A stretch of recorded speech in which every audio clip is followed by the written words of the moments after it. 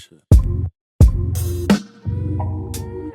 What is going on, everybody? Welcome back to Sideline Summit. I'm Antonio Perez, joined as always by Danny Coale, DCU Penn's finest, Chris Coulter, CB Coach Boy. We got another great episode for you guys today. We are just going to be picking up where we left off, talking about the NBA playoffs. A wild week. Teams have been eliminated. Teams are on the brink of elimination. We'll be talking about all that today, of course. Make sure you leave a like, subscribe to the channel, turn on those post notifications so you don't miss a single upload from any of the great shows on the network. Audio listeners, leave a like, 5-star review, download the episode if you enjoyed it. All that good stuff to push the algorithm, but of course can't get started without Summits and Plummets from Danny. Hell yeah. Started off really easy. Summit of the Times. I'll be on the West Coast starting on Monday for 2 weeks. So not used to being out of this East Coast time frame. Working a few days out there. I have to work East Coast hours, meaning I'll be up at 5 a.m. Yes. To work. 5 a.m. Not fun. West Coast 5 a.m. their time, so it means what you're 5 a.m. on the West Coast. Working like 5 a.m. to 1 p.m. there. Got your whole day ahead of you. Yeah, I mean that's what I can't complain. My friends aren't gonna wake up till it's like noon anyway. So they'll wake up and I'll be done work. And then that last hour, once they're finally up, we call that chewing clock. We're QB kneeling, as they say. Victory formation. We're chew clock for sure. Yeah. We're chew clock. We're HB power. Run the damn ball. You know. We're putting Kenny Pickett in the game, you know. No. Gotta keep that ball safe. He kept it safe. Boss walks in on you on the Zoom call and you're messing around with Sam. That's an easy way to get the starters back in for another hour. Nah. But yeah, can't complain. If you can't complain, then a real double summit would be a true test. Yeah, this rain actually is a good thing. It has eliminated the allergies. No more sneezing 10 times in a day. No more death from allergies. So your nose strips enhances your allergies, so you can breathe in more pollen now. Yeah, but this rain, it's supposed to rain all week. It's been raining. I can't say enough about it. We move.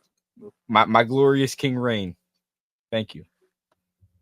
Father Time ain't nothing but Mother Nature. God bless. Chris, what about you? Unless Danny has something else to add. No, I was gonna say I know what your plummets are. Unfortunately, we'll get there. What do I want to say for mine? Plummet. I would say, is it Ace Bailey's going to Philly? Yes, actually, that is actually a plummet because I don't want Joel Embiid to have nice things. Sorry, Danny. But the first plummet is that I'm not going to see the Wings versus Lynx on Friday anymore because my coworker didn't get the tickets. I thought they had them, so double L, because I would have got them some of my own. So L, very, very big L. But that's the first plummet I want to say. Summit, though, is that my favorite time of the year is coming up. NBA offseason, draft season. It's so exciting for me because I love college and high school hoops. So a lot of these kids that are entering the draft or in that space where they're going to the combine and doing all these workouts and stuff, like it's people I've been watching or following for like 3 or 4 years now, even if they're only freshmen in college. So I'm excited for that. I'm excited for the big jumps, and I'm excited to be right. That's what I'm looking forward to. Every year I tweet out, I told y'all at some point about some player 4 or 5 years ago that nobody cared about. And I have my 5 this year already. I'm not going to say them just yet because I don't want people to steal them. I'm waiting to get close to the draft. But then I'm scared to wait close to the draft because then they'll start testing better than people get on them too. So I'm not sure when I release that. But just know, I will be the first to tell you I told you so. It's one of my favorite things to do. So I'm looking forward to I told you so season. It's my other summit. Con Knipple making the Reed Shepard jump in the pre-draft process. Sign me up. It will disgust me, and I will not be there. You know he's going to Philly. No. Yeah, Danny, of course, you're taking Con Knipple. Congrats. Look. If we want Con Knipple, trade back to 6. I'll take Con Knipple at 6. That is true. He's a perfect in this draft. No, he might be perfect fit for them. What they should do, what Philly should do, is not take Ace Bailey, unfortunately. And it's not because I'm trolling, not even all troll aside. They should take Trey Johnson. Because you need real scoring. Ace Bailey's real scoring too, but Trey Johnson may just be the best. I think you forgot who we have. Do you think Ooh, I Quentin think another Grimes. person oh, he's I gone. kind Of of like course. another person I thought He's I, staying. I I would really like for Philly, just they lack someone that can do it all, I think. And this guy is a little bit undersized, but I guess undersized for like a true do it all Swiss Army knife. But like I mean, like AJ Edgecombe, like That's my guy. he's very versatile and could just fit I in just wish Philly. he The was only 6'6". problem is I wish he was 6'6". Kane, Maxi. What are you gonna put him at the 3? Or are you Bro, gonna if he have was Kane come off 6'7", the bench? if he was 6'7", Or bro, he would be top 2 in this draft right now. If he was 6'7", because he's a crazy athlete, he would literally be the yeah, guy. I would say his athleticism. I mean, Alone. if he's 6'7", then he's automatically a more versatile defender, which would be put on display. And then you God, could he's like chalk it up to 6'6", either him or 6'7". Cooper Flag, uh, because Cooper Flag, while a great athlete, not the athlete that BJ Edgecombe is, I would say, but because he's 6'10", it's a little different. And one more thing before you go, Tom. Please stop taking measurements without shoes serious, people out there, because guess what? They play the game with shoes on. So if somebody says they're Exactly. 5'11" Like, and 3/4 without shoes, guess what? They're 6'1" because they're gonna have on shoes. So just yeah, don't like take it's seriously. Um, a plummet. Wow. I'm not going to be able to watch my favorite player for an entire NBA season. Like I can't Catch the end of I it. can't look. Knowing him, I'll see him next January. But um, it's just so wild to me. Like I can't think of a player of this magnitude that I've enjoyed so much tearing their Achilles or having an injury like this since Kobe in 2013. Put quote super team on his back, trying to drag them to the playoffs, and his body gave out on him. When he had Nash and Howard and post name change Ron Artest, uh, similar situation to Jason Tatum. Quote super team couldn't hold up their end of the bargain, and he popped his Achilles diving for a ball that Jalen Brown dropped, which is just so unfortunate. But I And know now, seven's got me tonight though. and now, 7, can you give me one more day, baby? look, Take us back to Madison Square at the very least. is Jalen Brown officially the best player in the Celtics if he leads them to win the finals? If he leads them to win the finals and he does it in a particular fashion, then maybe I have no choice but to own up to it. But I don't know, man. Tatum was on his way to drop 50 ball before he tore his Achilles. I'll tell you what's even worse. 4 minutes before that happened was when he put up 42. He scored his 42nd point. And the next 4 minutes, he touches the ball once. Celtics basketball, man. Because instead of giving it to the guy who's on pace for 50, let's run 2-man action between Drew Holiday and Jalen Brown. It's gorgeous. It's a great time for Joe Mazzulla to finally, want to run a play. It's magnificent. Very love-hate with Joe Mazzulla this season. I wonder whose idea was to run 2-man with Jalen Brown and Drew Holiday. I know it wasn't Mazzulla's. I know it wasn't Tatum's. I know it wasn't Drew Holiday. So let's guess who. Yeah, that's another Like I thing. said, I got this. Don't worry, With the y'all. hypothetical Jalen Brown leads him to a championship, the only world where I see the Celtics winning the finals, it's going to be very 2018 coded. Very 2018 coded. If Jalen Brown is the leading scorer, it's because he'll have 22 points per game. Next guy will be 21 points per game. Derek White. Like in the 2018 run, Tatum averaged 18, like 18.4. Jalen Brown averaged 18.1. Like, it will have to be some of the most gorgeous team ball you've ever seen in your life. The crazy thing So, is, what I'll I think the need Celtics is- will win. They could win this series still. I don't think they're out of the series. Well, okay. Well, you know what? Let's just transition right into the Eastern Conference playoffs, and if this is what we're doing. Could they still win this series? Never say never. Of course, they've had big leads in 3 of the 4 games. Well, all the games they've had big leads. Blew a 20-point lead, blew a 20-point lead, blew a 14-point lead.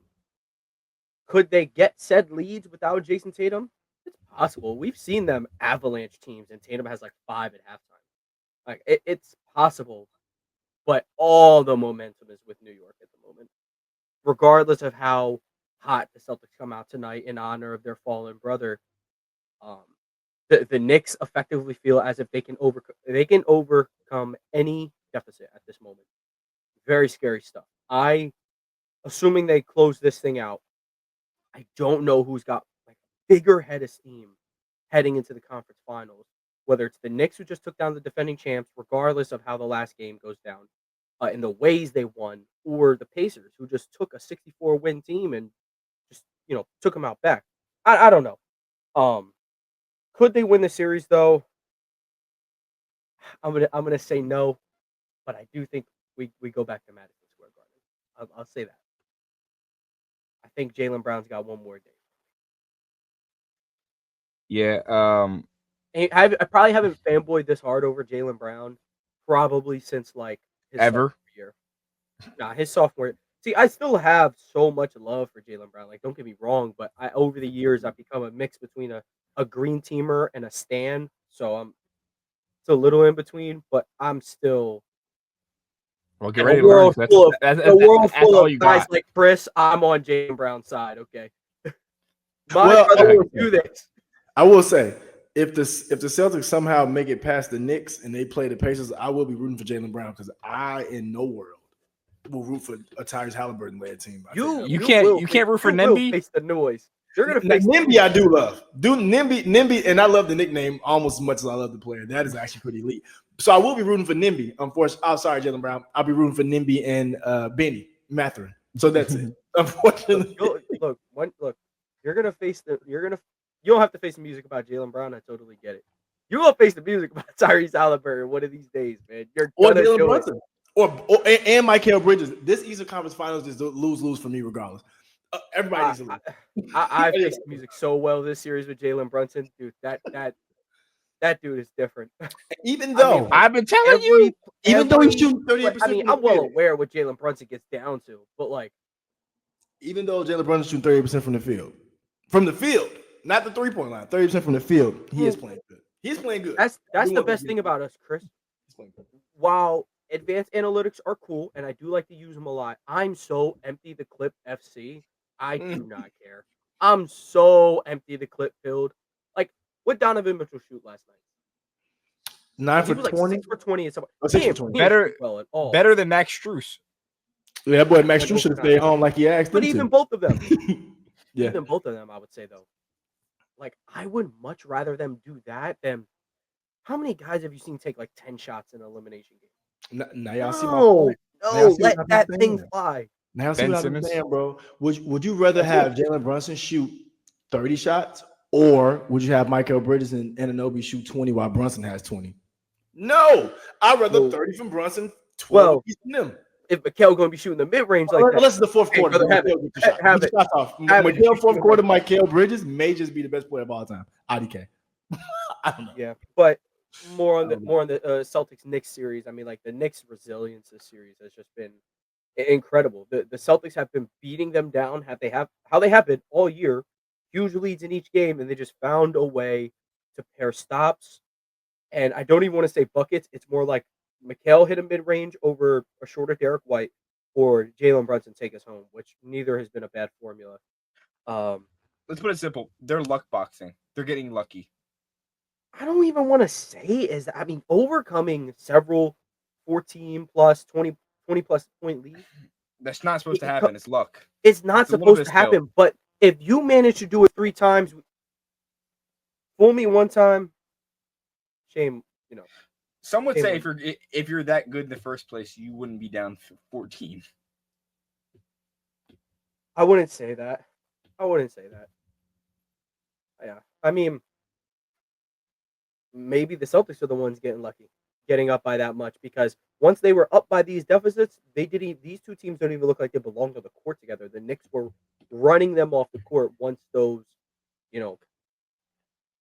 deficits were put into place. But one of the worst basketball players on the planet, Kristaps Porzingis, he actually is really bad at basketball over the last 2 months. He won't be on the Celtics next year, and that's for sure. Mystery illness is killing me, dude. Like, what is wrong with him? He's actually sick. Like I think something's actually really wrong because it doesn't make any sense. I'm not Like understanding. he's getting benched for Al. He's not opening second halves. Luke Cornett's getting more minutes. Future Don't Laker, by mind. the way. I like Laker, Luke Luke Cornett on Cornett. the court with Jason Tatum. What? What'd you say? Future Laker Luke Cornett. Have we'll take LeBron. It's all good. Well, I'll be over there with you then. If that happens, I'll be over there with the Celtics. If that's the case. I'll give you a green. I was thinking about this. I suggested LeBron's a free agent, right? The Celtics need a small forward for a year. That's all I'm saying. I wouldn't mind getting the Celtics outstanding jersey, the LeBron. I wouldn't mind that. The Celtics love taking on that last year of a player's contract. The Celtics. Shaq. Oh, yeah, that's what I'm saying. I would get the LeBron jersey and just get outstanding on the back. Outstanding 23. Yes. Outstanding 23. Yes. That's all I would get. Well, 23 is not available. I hate to break it to him. He's gonna be rolling out with some like 57. Because he can't play. He can't use 6 either. No one can wear 6 anymore. He definitely wasn't wearing it in Boston. Yeah. Oh my God. And it was so many. 23. Bad. Look, I don't even know who it's retired by. It's just too cool of a number to be available. It's probably they probably retired Michael Jordan like everybody else did. No lie. I'm almost 100% sure they probably did. You know, it'd be really cool if Tatum had a different number when he came back. That Take would be the cool. Kobe meat riding to another level. Do it. He can go back to Shaman. Do it. We'll have 0 and we'll have what do you wear Shaman on? He wore 32 at a point, and then I think he ended with 0 though, possibly. What was his Olympic number? He can go to 10. He can wear 10. Now, do you think a cool number like 10 is available for the Boston Celtics?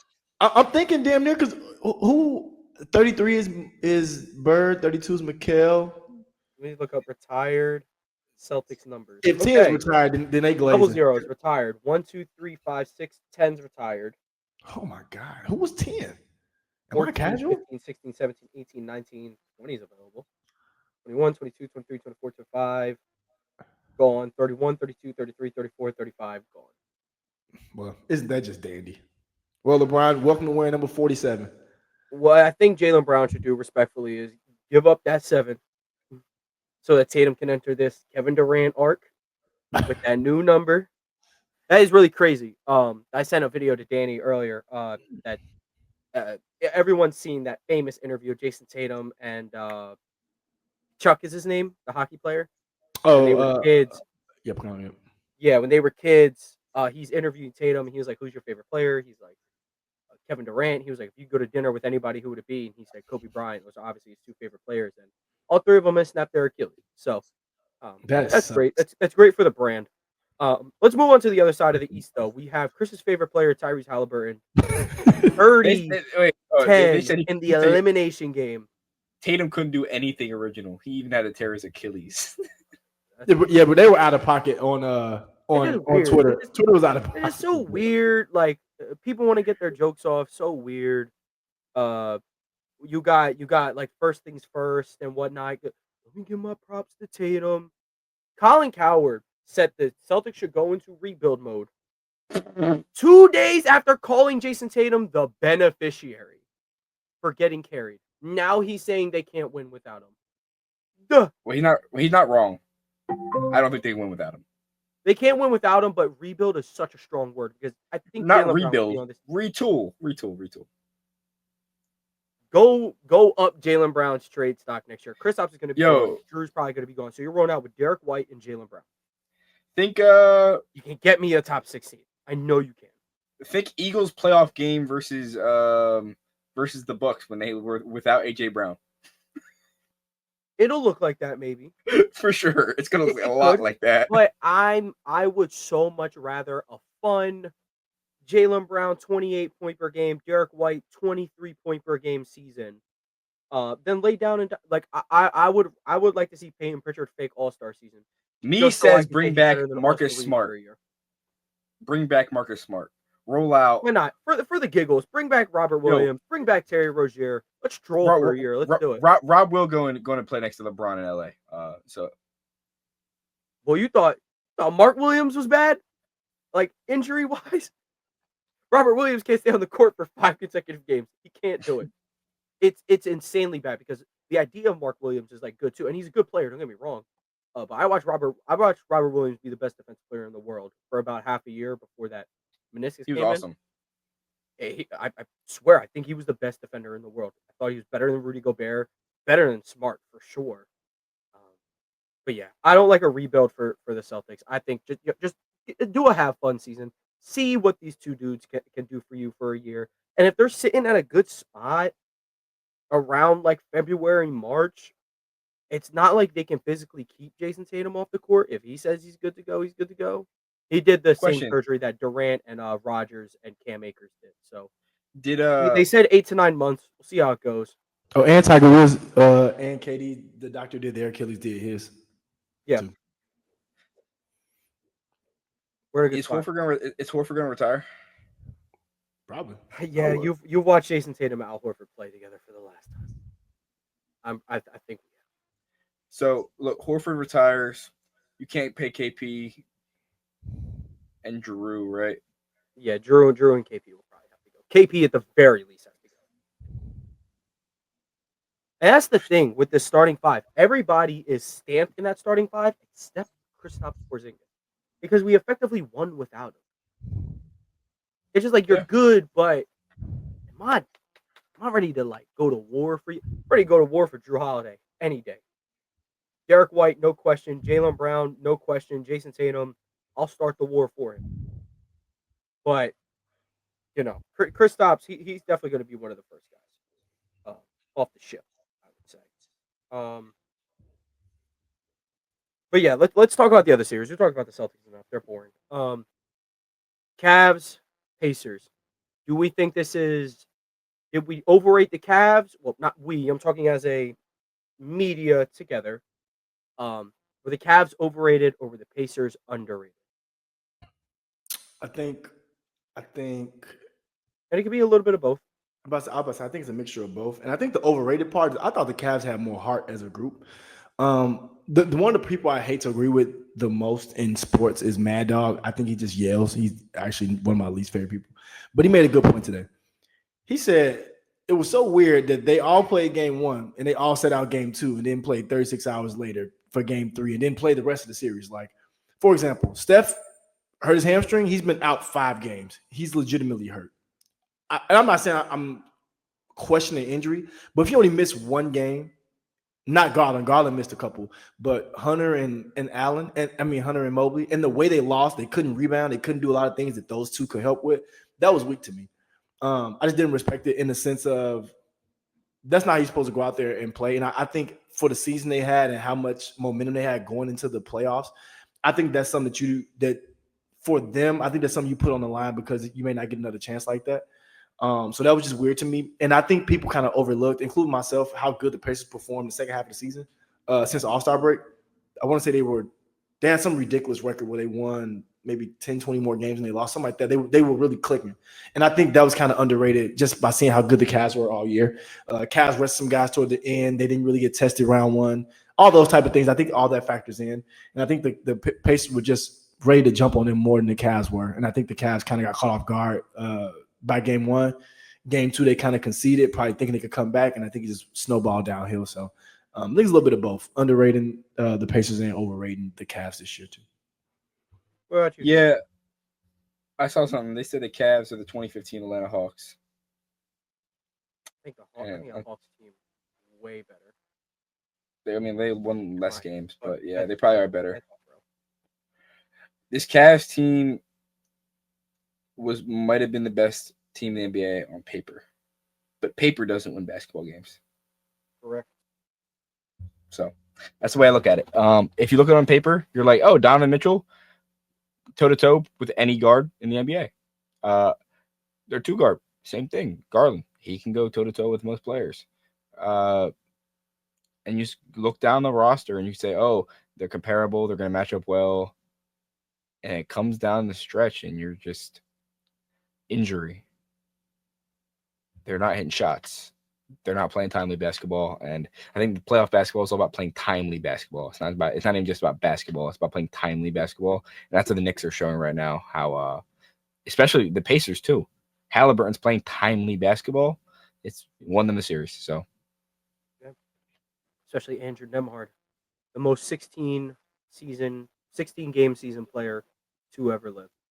well, 29% from three in the regular season. He couldn't hit the side of the rim if he wanted to. The kid only knows net right now. It's spectacular. he's that good. Yeah, my bid on the Pacers before we get to that little hypothetical question we were talking about with either 2015 Hawks or 2024 Cavs. The Pacers, I said this to you guys in the group chat. The Pacers defy everything that playoff basketball is. When you're this up and down, we like to get up and run team. They're like, all right, well, the postseason is going to slow you up, less possessions. You got to be able to win in the mid range. The long range weaponry is just not going to be there. The Pacers defy all of that. They get up and down regardless. They get up and down so well, it's almost a form of defense in my mind. They just transition. They're great. They get shots up fast and effectively. They're not just like chucking up threes and whatnot. Not to say that any particular team does that, but they are just so unbelievably effective in their transition opportunity and playing with speed that it's just like this is just it's still the regular season for them. So like Chris said, when they're so good down the stretch and now they're flooding into the playoffs and essentially there's no transition period for them because nothing changes. We're gonna run. Our point guard loves to get up and down the court. We got a front court of a guy that can shoot, block. We got Siakam, another good transition player, and he can play in the half court as well. That's kind of the reason they brought him in. Is like when we get down to it, who's a guy that can get us a shot? Now they got two in Halliburton and himself. So I think it's because the Pacers were massively underrated. I didn't pick them to win the series, of course, but I'm not shocked at all. They got playoff risers over there. But now for the 2015 Hawks or 2024 Cavs take. So the reason I say the Hawks personally, I think that in a potential series or we're comparing the two teams, the Cavs do have the best player. Donovan Mitchell is the best player between these two teams. But the way I like to think about the Hawks at the very least, they made it to the third round.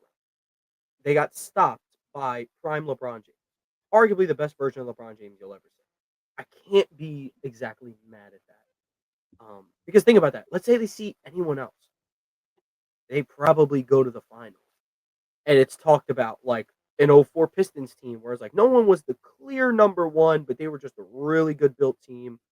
Be similar with the Hawks, if you ask me. But they're considered fake because they got stomped out by the greatest player of all time. I don't think that makes you fake. I just think you didn't have an equalizer for LeBron James, aka no team ever had an equalizer for 2010's LeBron James.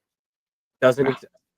Besides, the closest thing you were getting to an equalizer during that decade was Kevin Durant. So, he equalized LeBron in those two series, and then the rest of the roster was lopsided. Anything else we want to say about this playoff series? Do we want to talk about a potential Knicks Pacers Eastern Conference Finals? How we think that would go down? They played last year. Knicks were really banged up. Still went to 7. Let's hold off on that. Yeah, I'm down. That's cool. I think we should hold off on a potential talks just because I think the Celtics still have a shot. Unfortunately, that's fair. Like, that's no problem to me. Let's go to the West. Of course, you want the Celtics to have a chance, but let's go to a team. Let's talk about a series that there is no shot. This is Golden State Warriors versus the Timberwolves. So I have, of course, caught up on this series. Would y'all be mad at me if I said I didn't watch the series? No, I wouldn't be mad, but I would say I do my due diligence to know what's happening. Once Steph got hurt, they stand no chance. I watched game 1, of course. Once Steph got hurt, it's like, look, no Draymond Green is playing the best basketball he's had all year, and they still stink. The offense is just not generating enough looks because, okay, you have Jimmy Butler, who He had that really strong game 3, I think. I think it was game 3. A really strong game. He's playing fine basketball. Could you just imagine if instead of Pods, that's Jordan Poole? He's getting you a game. Pods has been pretty miserable this series, I have to say. And as someone who wasn't necessarily who doesn't hate watch for him per se, um, he was a tough watch. He was a very tough watch. I think you guys would agree on that at the very least. But this series, when if you're the Timberwolves, you know, if you're the Timberwolves, it's like not to say this is a bye, like a bye week, but kinda like this team, the Warriors team they're playing would not have no shot. How different is this current Warriors team no Steph than the Heat with Jimmy? Not all different. Got a couple guys that can score. You got your Swiss Army knife defending big, and that's it. And Pods is supposed to be your Tyler Hero. That's going great, as you can see. So I do want people to know that Pods was named as untouchable in talks for Lauri Markkanen. I do want people to understand that that did happen, and that was actually true. They said that they could have Kuminga, Wiggins, Moody, all those players, but Pods was off the table. And I do want people to understand Pods is a solid guy. He's solid. He can do a little bit of everything, but on a team where you have Jimmy Butler and Draymond doing that, it's really no point for him at that point. When you have Draymond Green, what other there's not another guy, another role player in NBA history you would prefer in the do-it-all category. No one. So what does it matter that you have this little white boy that can he's a good defender for his size, he can score a 3. I don't care. I also saw a report that apparently Kerr doesn't like that Kuminga looks off Curry sometimes. Look, I think I'd be mad at that too. That's not keeping him off the court. I don't like that Jaylen Brown doesn't look Jason Tatum's way sometimes. I don't like that Derek White looks off Jason Tatum sometimes. They're too good. I don't care. They're too good to give them DMPs when your offense is being generated through Steph and Jimmy. That is it. So I do want to also say Kuminga could literally have one eye, and he should still see the court before Guy Santos and other guys who are playing before him. And no shade to Guy Santos. Santos is pretty solid. He's going to be solid in the league for a long time. But I don't care if Kuminga has one eye. When you lack athleticism like the Warriors do, especially since they traded Wiggins and they don't play the other athletes, why is he not on the court? And when he's on the court, he does make stuff happen. And he's a really good defender when given the chance to be. When given a chance to play through a couple mistakes. I want Kuminga freed from the shackles of playing under Steve Kerr, which to respect Steve Kerr, I think he's scared to make certain mistakes because you're supposed to win. And he's probably had that moniker behind him for a while. But Kuminga gets the short end of the stick so much on the Warriors, it's insane. Yeah, I have to agree. And then, what do I even take away from the Wolves? They're all playing well because they're playing no one. That's how just bad the Warriors are without Steph. Gotta say, I'm very impressed with Anthony Edwards' playmaking this series. Julius Randle easily having not just this series, but easily the best playoff run of his career so far. He's looked phenomenal. Very happy for him on that front. So if we don't have any other words, we have to get to the best series in the entire playoffs. Thunder versus Nuggets. It's the best player in the world versus another guy that's a candidate for best player in the world and the best team in the world. And what I want to note is Jokic might have met someone who can stop him for 10 minutes a game. Yes.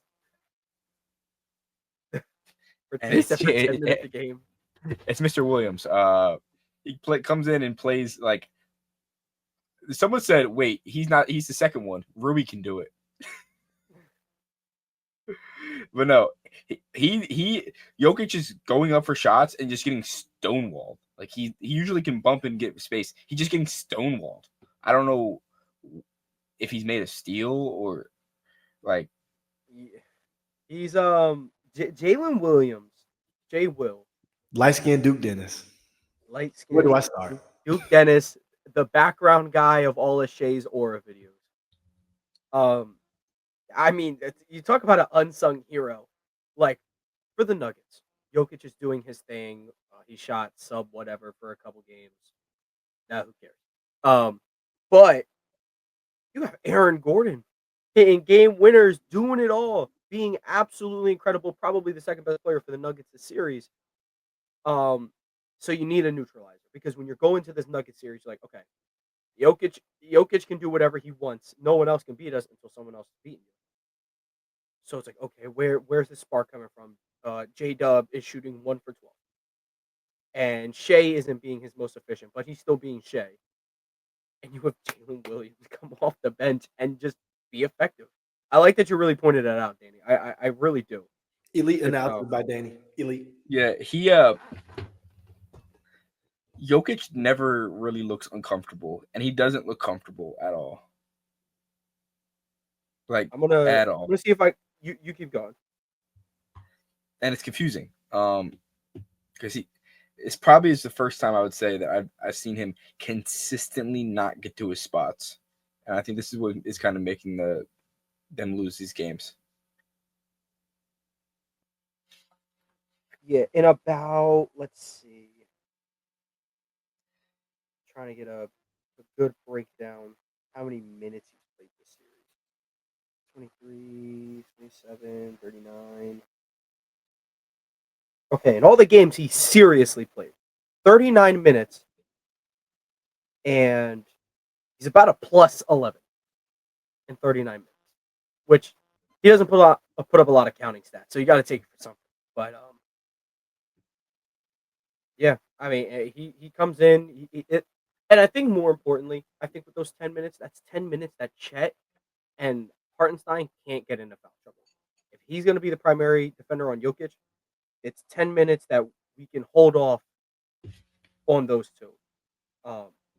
Obviously, it's preferable if one of them are out there with him, but let Jay Will let him pick up the extra fouls and whatnot. How do you guys feel about questioning people's legacy over 3 bad games of basketball? I feel like we should do it. Yep. Joel Embiid gets questioned.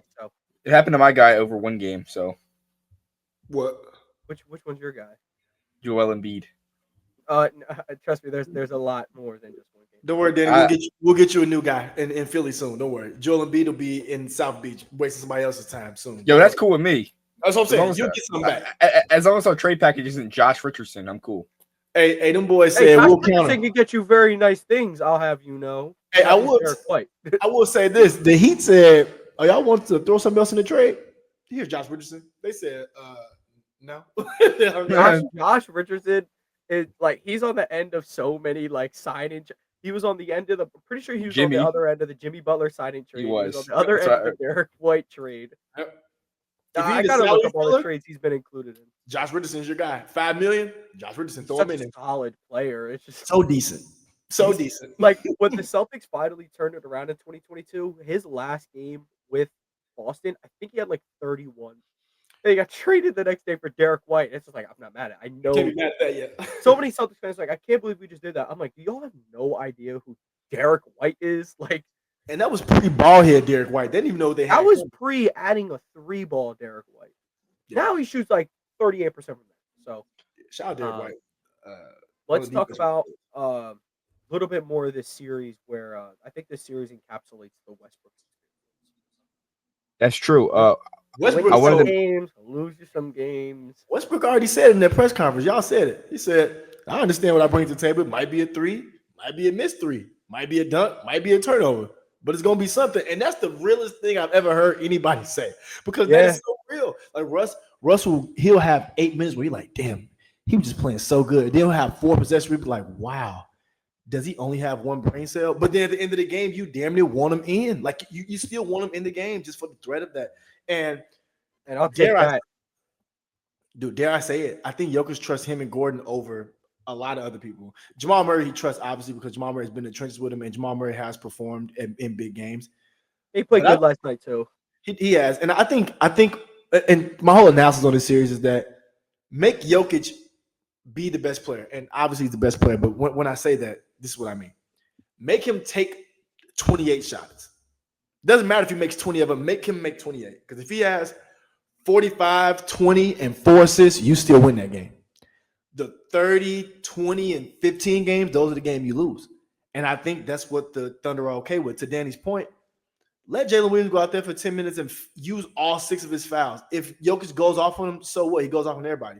But if you can keep him under wraps and keep everybody else from those easy cuts, those back doors, those slip screens, all the things that make them really dangerous, you can win the games like the Thunder can at the end of the game. Because at the end of the day, Jokic is a Swiss Army knife at the end of the day, but he's more a passer than a scorer. He can obviously score, but he wants to pass more.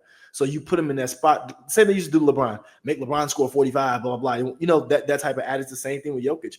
And I think the Thunder are doing that to a T. And to Danny's point, Jalen Williams, Caruso, Case and Wallace, I think have been the 3 most important players, not best players, the most important players for the Thunder in this series. J-Dub has been very up and down. Shea hasn't been as efficient as he has been throughout the regular season, but it's the playoffs. The best player is going to drop a little bit.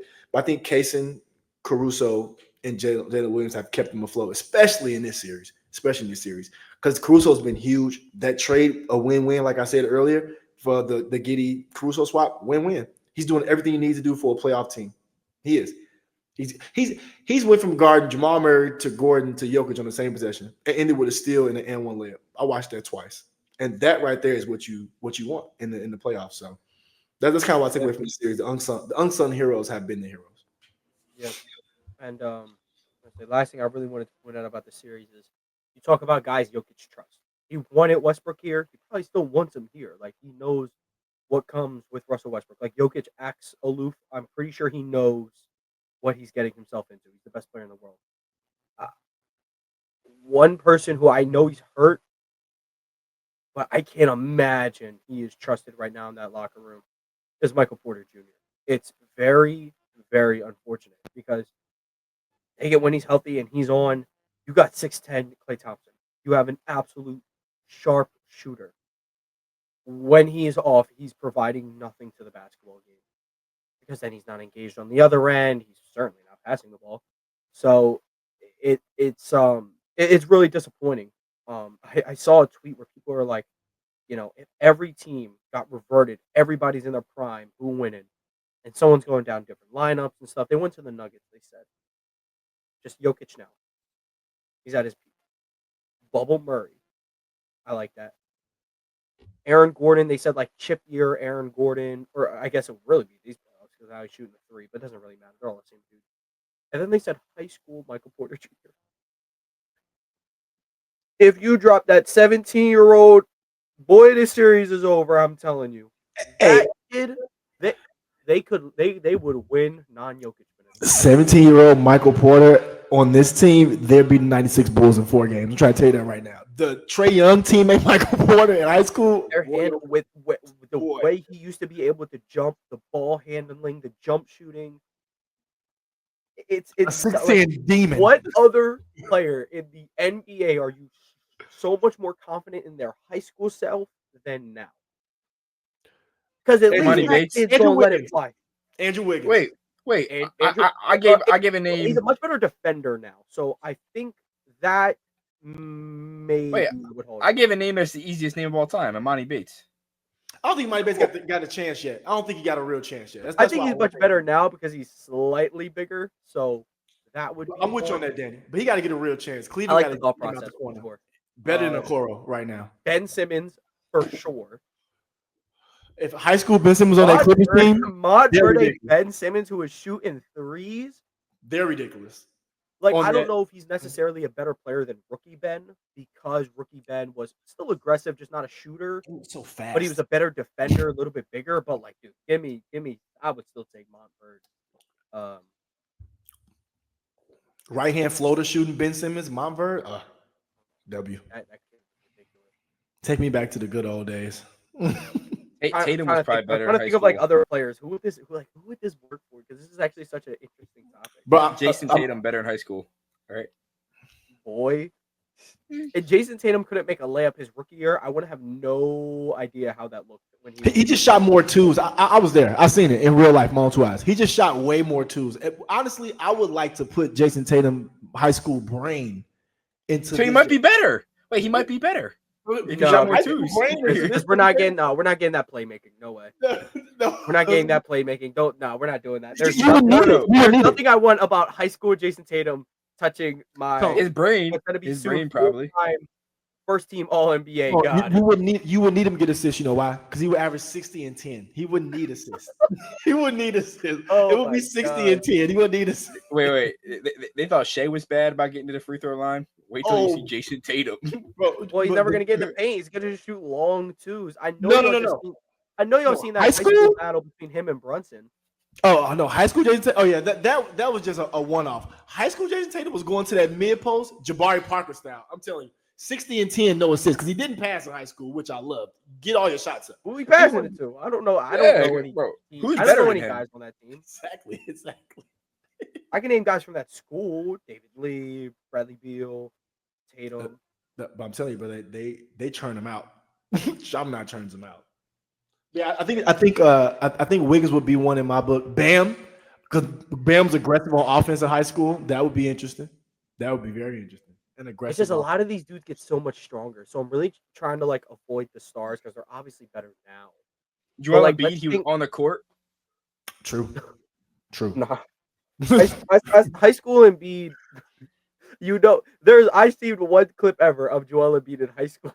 When he had no And it was the coordination. one where he ran out of bounds from behind. He had no coordination. Yeah, no Yeah, coordination. nah, would be don't put that kid on the court. GG.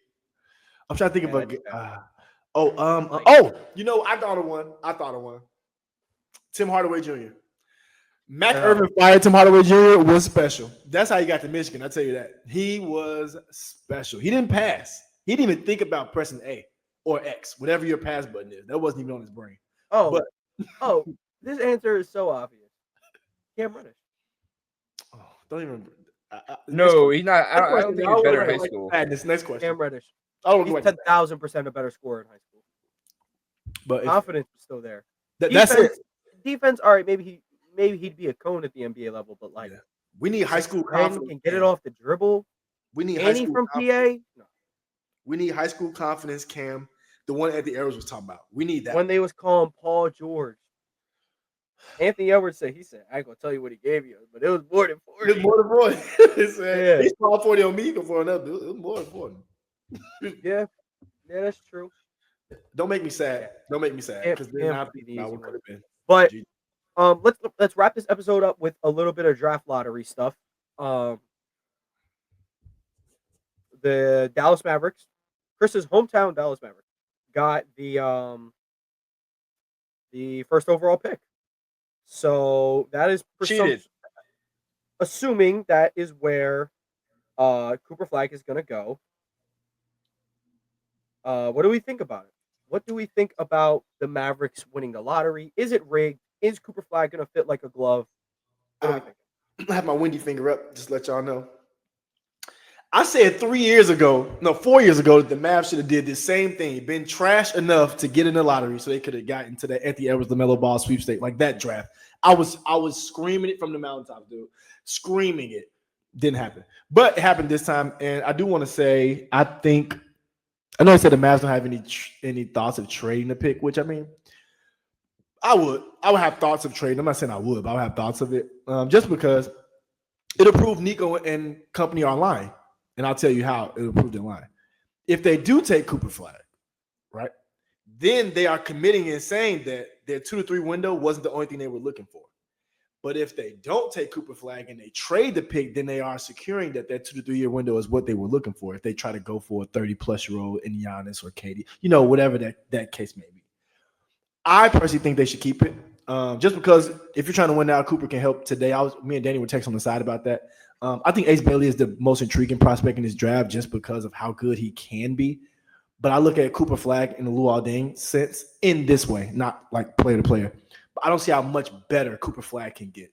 I think he can add things and get better at things, but I don't see him coming in here or like being like a most improved guy in like year 3 because he added things. I think he's pretty good at a lot of stuff right now. And to say that makes him the number 1 pick for a lot of reasons. And a team like the Mavs who are going to try to compete next year, he's a rookie who can literally plug and play right now. He can probably give you what PJ Washington's giving you, in some type of way. So I think it's luck. I think But also, I think the NBA draft lottery is rigged. It's 100% rigged. We all know it is rigged. And I think it's rigged in a cool way, though. Like, yes, Luka got traded, but guess what, fans? Stop crying. Here you go, get Cooper Flag. There you go. Spurs, you don't get one, but you already got Wemby and Castle, so you get two. And you can do with that as you will. So I like it. I respect the NBA draft lottery for being rigged. I just want them to come out and say it so people can understand what they're looking forward to. And then the NFL will adopt the draft lottery, and then the NFL will go to shame. Because I'll tell you right now, if a 2-15 team picks 8th, they're right. Yeah, we was just talking about that before the show. That's They're right. But They're 2-15 team gets the 6th pick. They're gonna make January 6th look like a Yeah, but that was hilarious. That tweet was hilarious, bro. Because I'm like, bro, I can see that right now. Like, I can imagine my Ravens had like a terrible season, went 4-12, and they picking 13. I might crash. I might crash. That's so crazy. Here's what I'll say though. I think Cooper Flag, the reason why I compare him to Jason Tatum so much, I mean, they have the 3-level scoring ability where Coop has the advantage on interior scoring. Tatum had the advantage on the perimeter, at least as a prospect. You know, vice versa, he could probably get better as a perimeter shooter. But what really hits the comparison for me is a lot of people probably coming up in this process will say, you know, Cooper Flag, much better playmaker than Tatum coming out of Duke. But I would say pump the brakes on that. I don't necessarily think that's entirely true.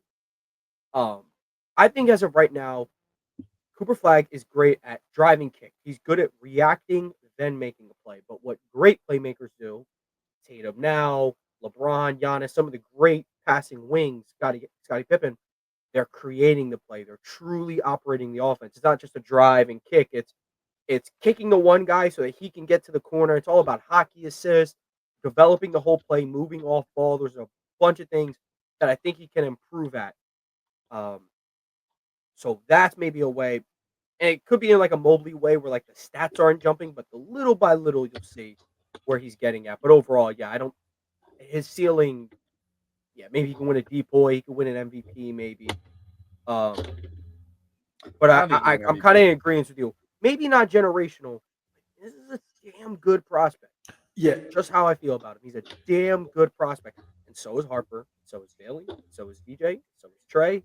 Yeah. But I think it's a clear one, though. And to your point, Tom, I don't think it's like a Wemby, but he's your clear one in this draft. And I think if you have first pick, you take him regardless of what your team looks like because he's that good. And I think he's that plug and play ready.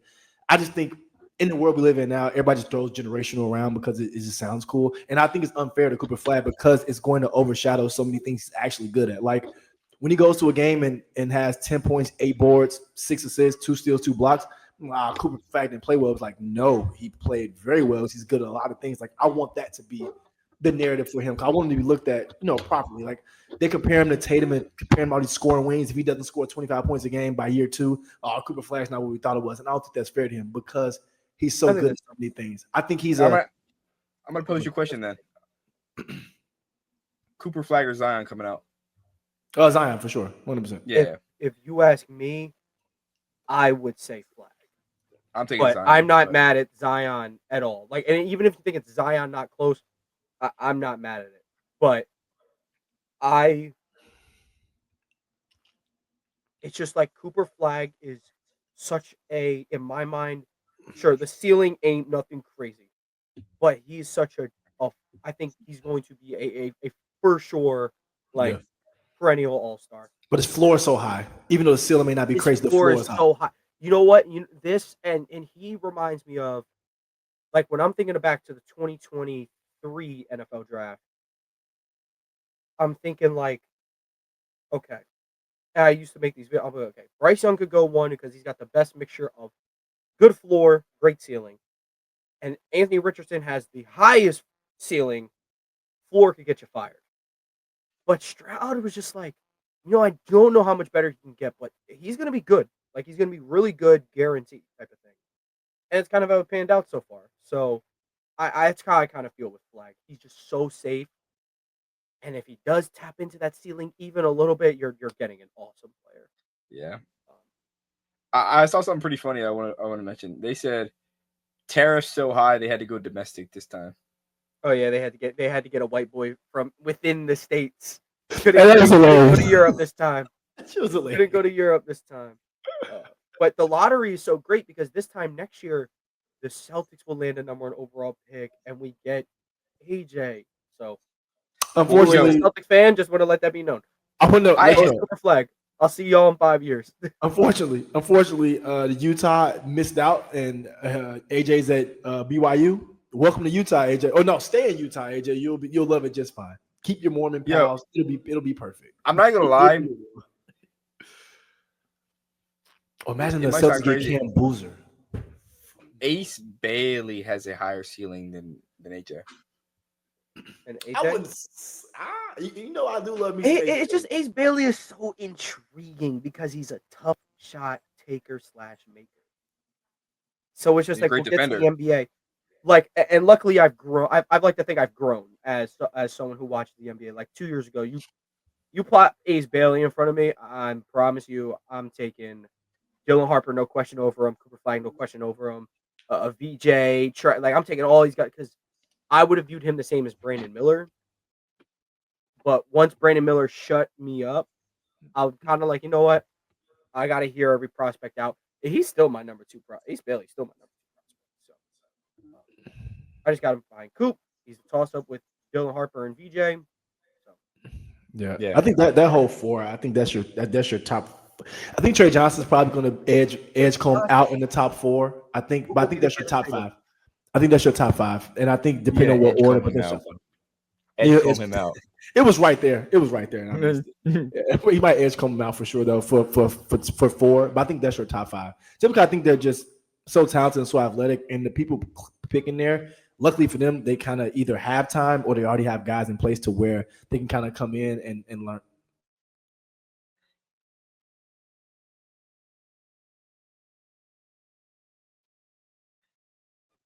Yeah, we might have lost Chris for a second, but looks like he froze up a little bit. But I did want to propose just a couple more draft lottery questions. Danny, what should the Sixers do with the 3rd overall? Ace Bailey, no question. Unless you can get Giannis without giving up too many assets. My only problem with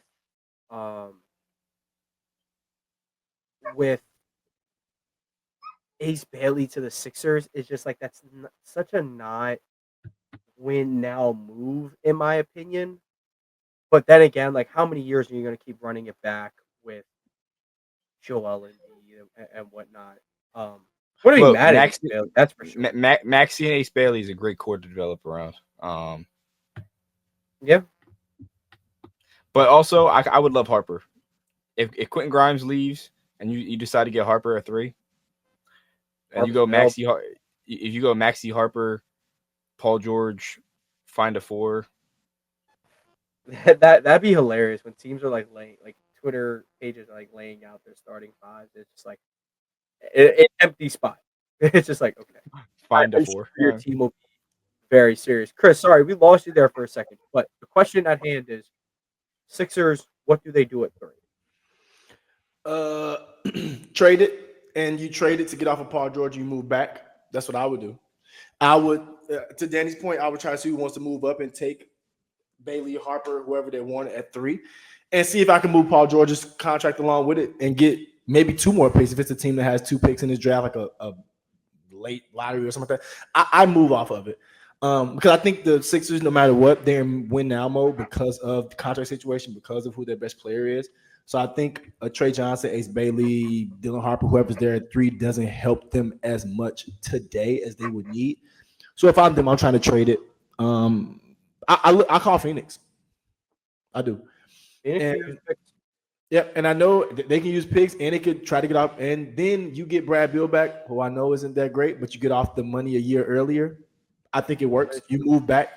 And I think you take whatever they can. You get a 3rd team involved, get some more draft capital in. But I just don't think the 3rd pick is going to help them now as much as they would need. But if they do take a guy at 3rd, at 3, I would, for them, I would hope it's Ace Bailey just because size alone. Like I would rather not put another 6'5" 3 to 6'6" guard back there with McCain, Maxey, like put him in that mix. I would rather it be a wing, especially if you're probably going to lose Grimes if you can't pay him. So I would say Bailey. But if I'm him, I'm trying to trade it first and foremost, see what we can get. And try to last, George. last lottery related question. The Spurs have the 2nd overall pick and the 14th overall pick. They have been gearing up for a star for some time. They got Vassell, they got Castle, they got Wemby. They have their trifecta of young talent. And De'Aaron Fox. Overall pick. Do they go with a good wing in Ace Bailey? Do they go with another guard? Probably not. Or are we? Wemby's already good enough. Let's start chasing chips. Hear me out. Okay. You take Bailey at 2 because you're sending Keldon, Sohan, 14, and somewhere else 4. The Kevin Durant, possibly, or you put something together for Giannis and you move to Keldon, but like that package and try to get Giannis. But I think you draft one with 1 pick and you try to move the other pick to get a big star. Yo, that's what I would do. Call me crazy. That's what I would do. If you can get Giannis and KD on the same team. Yeah, I don't know what they like. That's why I said I would do 14, like 14 for KD. No, cool. I wouldn't. That's what I'm saying. Look, 14, yeah. If you said 14 in Castle, they accept. Oh, I'm not sending Castle though. Castle got to stay. Yeah, I would say 14. Castle's going to be 14 in Vassell. I mean, if you want to get star players, you got to trade star assets. So like, I'm not doing. I would do Castle for Giannis though, not for KD. For Giannis, yes. For KD, no. Only because KD.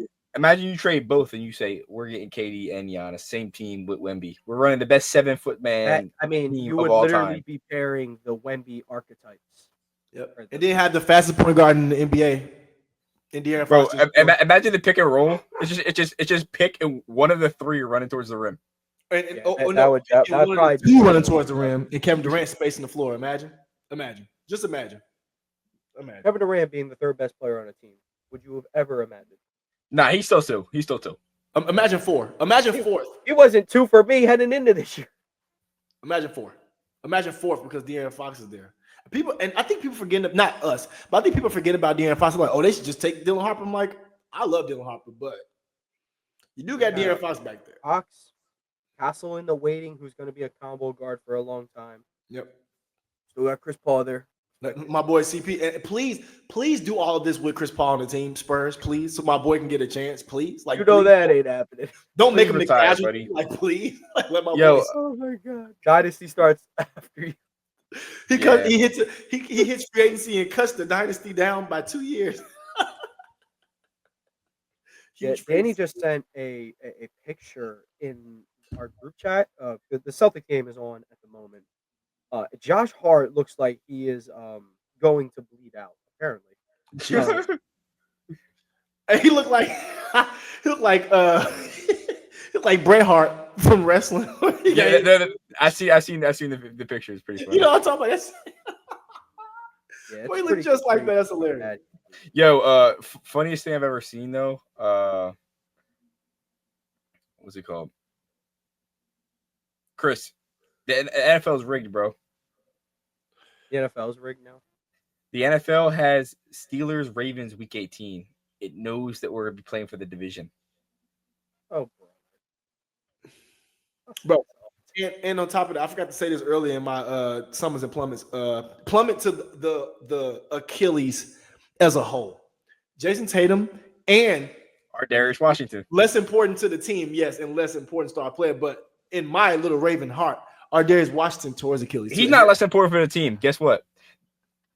The Ravens were like 32nd in passing yards allowed. Until he started playing. He started playing, they were number 1. But do you know what it was about to be? It was going to be Demon Ardarius, Malachi Starks, and Kyle Hamilton. But fortunately, Kyle Hamilton, Malachi Starks a year early.